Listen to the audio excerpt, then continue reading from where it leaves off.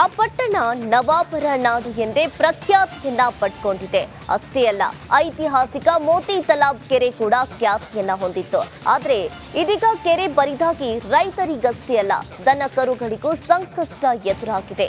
ಈ ಕುರಿತು ಒಂದು ವರದಿ ಇಲ್ಲಿದೆ ನೋಡಿ.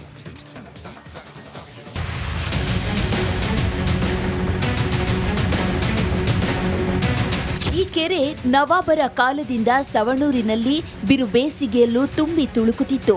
ಅಲ್ಲದೆ ಈ ಕೆರೆಯ ನೀರನ್ನ ಅಕ್ಕಪಕ್ಕದ ರೈತರು ವೀಳ್ಯದೆಲೆ ಬೆಳೆಯಲು ಉಪಯೋಗ ಮಾಡ್ತಿದ್ರು. ಆದ್ರೀಗ ಬರಗಾಲ ಮತ್ತು ಸುಡು ಬಿಸಿಲಿನಿಂದಾಗಿ ಐತಿಹಾಸಿಕ ಸವಣೂರಿನ ಮೋತಿ ತಲಾಬ್ ಕೆರೆ ಬರಿದಾಗಿದೆ. ನವಾಬರ ನಾಡಾದ ಹಾವೇರಿಯ ಐತಿಹಾಸಿಕ ಸವಣೂರಿನ ಮೋತಿ ತಲಾಬ್ ಕೆರೆ ಬರಿದಾಗಿದೆ. ಇದರಿಂದ ಕರುಗಳಿಗೆ ನೀರುಣಿಸಲು, ಮಹಿಳೆಯರು ಬಟ್ಟೆ ತೊಳೆಯಲು ನೀರೇ ಇಲ್ಲದಂತ ಪರಿಸ್ಥಿತಿ ನಿರ್ಮಾಣವಾಗಿದೆ.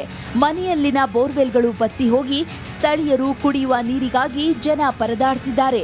ಒಗ್ಯಾಕ ನೀರಿಲ್ರಿ, ಎಲ್ಲ ಕುಡಿಯಾಕ ನೀರಿಲ್ಲ, ಬರಗಾಲ ಬಿದ್ದಂಗೆ ಆಗೈತ್ರಿ. ಎಲ್ಲ ನೀವು ಸಜ್ಜು ಮಾಡಿ ಕೊಡ್ಬೇಕು ನಮಗೆ. ಒಗಿತಾರ, ಅರ್ಬಿ ಒಗಿತಾರ, ಏನಪ್ಪ ಒಗ್ಯಾಕ ಬರ್ತಾವ್ರಿ. ಅರ್ಬಿ ಪರ್ಬಿ ಎಲ್ಲ ಮನೆ ಊರಂತಂದು ಇಲ್ಲಿ ಒಗಿತಾರ.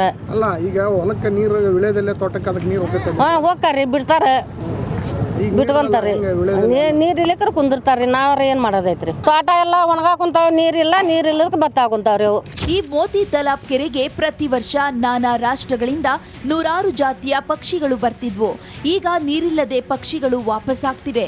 ಇದೀಗ ಕೆರೆಗೆ ಚರಂಡಿ ನೀರು ಸೇರುತ್ತಿರೋದ್ರಿಂದ ದನಕರುಗಳಿಗೆ ನೀರು ಯೋಗ್ಯವಾಗಿಲ್ಲ ಅಂತ ಸ್ಥಳೀಯರು ಬೇಸರವನ್ನ ವ್ಯಕ್ತಪಡಿಸುತ್ತಿದ್ದಾರೆ. 3-4 ತಿಂಗಳಾಯ್ತು ಖಾಲಿಯಾಗಿ ಭಾಳ ಸಮಸ್ಯೆ ಬಂದ್ಬಿಟ್ಟಿದೆ. ದನಕರ್ಗಾತು, ನಮ್ಗಾತು, ಕುಡಿಯಾಕಾಯ್ತು. ಅದರಲ್ಲಿ ಗಟರ್ ನೀರು ಸತಿಗೆ ಬಿಟ್ಟು ಬಿಟ್ಟಾರ. ಅದ್ರಾಗ ಅವ್ರು ಯಾರು ಅಧಿಕಾರ ಸತಿಗಿನ ಇಲ್ಲಿ ಯಾರು ಇದು ಬಂದು ನೋಡಿಲ್ಲ. ಯಾರು ಇದನ್ನ ಮಾಡೋರು, ದರ್ಕಾರ ಮಾಡೋಳ್ರಿ ಇಲ್ಲಿ. ನಾವೆಲ್ಲ ನೀರು ಸಂಬಂಧ ಅಲ್ಲಿಗೆ ದೂರ ಹೋಗಿ 1 ಕಿಲೋಮೀಟರ್ 2 ಕಿಲೋಮೀಟರ್ ಹೋಗಿ ತೊಗೊಂಬರ ಅಂತಿದ್ವಿ. ನೀರು ಸತಿಗಿನ ನಮ್ಮ ಓಣ್ಯಾಗ ಇಲ್ಲಿ ಬೋರ್ ಸತಿಗೆ ಬಂದಾಗ್ಬಿಟ್ಟು ಬೋರ್ ಇಲ್ಲ, ಒಂದು ರಸ್ತೆ ಸತಿಗಿನ ಬರಬ್ರಿ ಇಲ್ಲ. ಈ ತರ ಎಲ್ಲ ಹೊಲ್ಚಾಟ ಎಲ್ಲ ತಂತಂದ್ ಚರಂಡಿ ಎಲ್ಲ ಇಲ್ಲಿ ಹಾಕ್ತಿದಾರ, ಅರಿವಿಗಳು ಹಾಕ್ತಾರ. ಯಾರ ದನಕ್ಕೆ ಇದನ್ನ ಇಲ್ಲ.